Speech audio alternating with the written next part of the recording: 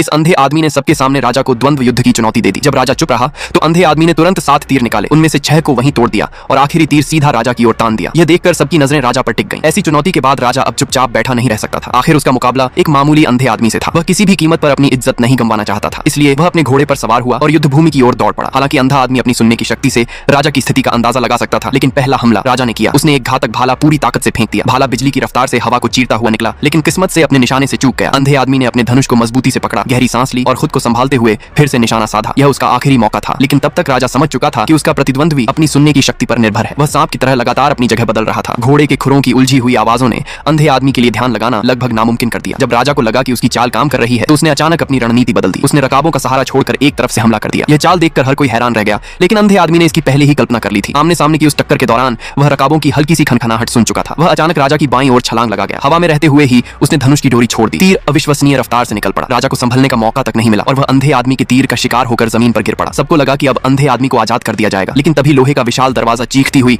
आवाज के साथ खुला और एक विशाल शेर को अखाड़े में छोड़ दिया गया। भीड़ में अफरा तफरी मच गई। सभी को यकीन था कि अब उसका अंत निश्चित है, लेकिन उन्होंने इस अंधे आदमी की क्षमता को बहुत कम आंका था। जैसे ही शेर उस पर झपटने वाला था, वह एक तरफ हट गया और किसी तरह उस घातक हमले से बच निकला। हालांकि इस हमले में उसकी बांह का थोड़ा मांस उखड़ गया, लेकिन उसी पल भर की बचत ने शेर को लापरवाह बना दिया। शेर ने फिर हमला किया। अंधे आदमी ने पूरी एकाग्रता से उसके कदमों की आवाज सुनी, फिर एक कदम पीछे हटकर अपनी युद्ध कुल्हाड़ी उठा ली। जैसे ही शेर आगे की ओर झपटा, उसने अपनी पूरी ताकत लगाकर कुल्हाड़ी शेर की ओर फेंक दी।